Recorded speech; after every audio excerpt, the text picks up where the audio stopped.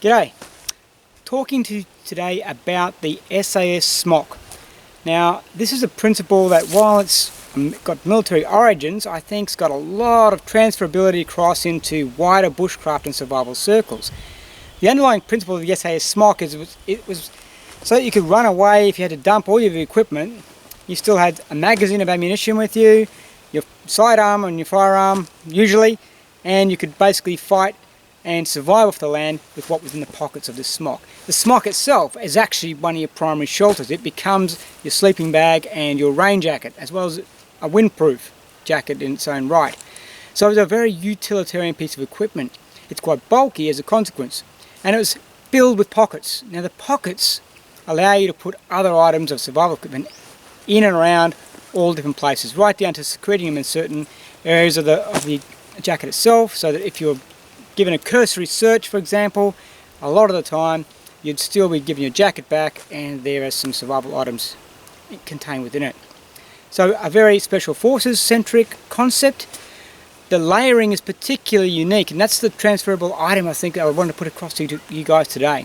It's this system of having different layers of survival items stored at different locations within what you may be wearing with you or carrying with you on your back.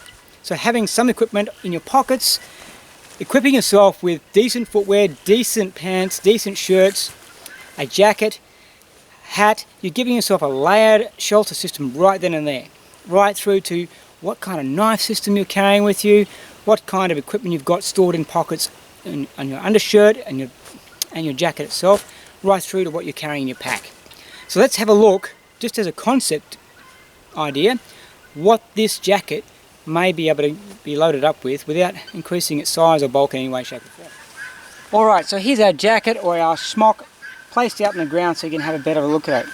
At the top it's got a hood. That gives it that all-weather capability. Inside it's designed so it's got polar fleece sections and areas where heat can be bled off, but core temperature maintained through these polar fleece sections. Inside the back of the pockets, on the internal aspects, you've still got room for tinder packs, tinder bundles, whatever you want to put in there. Over this side there's a space blanket, so there's a layer of shelter on top of the jacket itself there. Here I've just attached a small ferrocium rod, so a flint for firelighting purposes. That often would get overlooked. And then inside the jacket itself it's got zippers that allow me to wear this while I'm making my escape, if I'm being pursued in a combat survival situation, because I can bleed off heat through the armpit areas there. And they can be obviously done up again when I'm not being chased to keep me warm. Now if we work on the outside pockets now, so there's 4 large blouse pockets. Start from the top right. In here I've got a soya mini straw, thanks to Dennis at Survival Supplies Australia for that. That's been a fantastic piece of equipment. I'll do a tube clip on that at some point. A bit of marker panel. This is important for us, and it's usually carried in conjunction with a whistle to attract attention should we need it, or to call for a lift home if you are still serving in the military.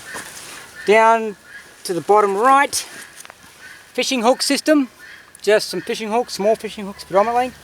And this is a head net. If you've ever been in the Australian outback, anywhere serious, you would know what all that is about real quick. Up here, compass. I don't believe in carrying button compasses. If I've got one of these available, this attaches to this thing, it lives in this thing. A shell dressing triangular bandage in there. And down here, just a simple pair of latex gloves to help me keep my hands warm and to do heavy work should I need it. Inside the zipper pockets on the front, I've got a whole range of cordage. Standard army hoochie cord, paracord, bank line for traps and snares, fishing lines, and again from Dennis at Survival Supplies. He sent me up this some time ago, which is actually J cord. So it's standard paracord with an additional hemp type line in there, specifically for bow drill fires.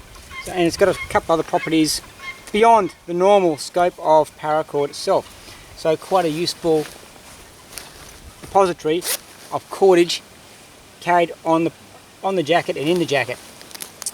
On the other side, there's another pocket over this side. And this one, a metal flint, and a few other bits and pieces in there just to keep a massive pocket, so I can put whatever I want in there. On the arm pockets, so up on the upper sleeves like this, it's where we carry stuff that we don't use a lot. In this one, there's a transpiration bag. That's also got 1,000,001 uses, as you can probably imagine. And the other side, we've got, again, signal mirror to help me call for help, a cutting tool, and a Fresnel lens for assisting the light fire in the event I don't have the ability to make too much noise, and it gives me alternatives fire lighting, full stop. Now that's just what I can see in here.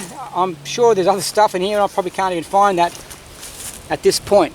But the idea is, and I'm hoping you get it, it is a wearable survival kit. Now survival kits, I think most of you watch my clips know that I don't really subscribe to the survival kit concept. So that entire premise of putting all your eggs in one basket to me makes no sense. From my practical experience, and it's probably the way the SAS trained me, you just don't put all your eggs in that one basket and then expect to have them there when you want to make an omelette. It just doesn't work that way. Life sucks when it comes to that type of thing. So you layer gear all the time and you get it into places where you're likely to have it with you when you damn well need it. And my experience directly has been whenever I've carried a specific set of items in one little tin, guess what? It's never anywhere where I am when I need it. So as a consequence, layering this equipment all across my worn items, all through my pack and belt order, I've then got more chance of having things that are useful to me in a survival situation from the get-go. Now, all is hinged upon what you can do with this. Okay? So that's the SAS Smock.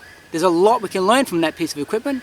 I hope that's been something that will trigger some thought in terms of how you configure your equipment for survival, how you configure your equipment when you walk outdoors and you go out into nature's playground and mess around out there. Remember, she can be a hard taskmaster if you don't play by her rules.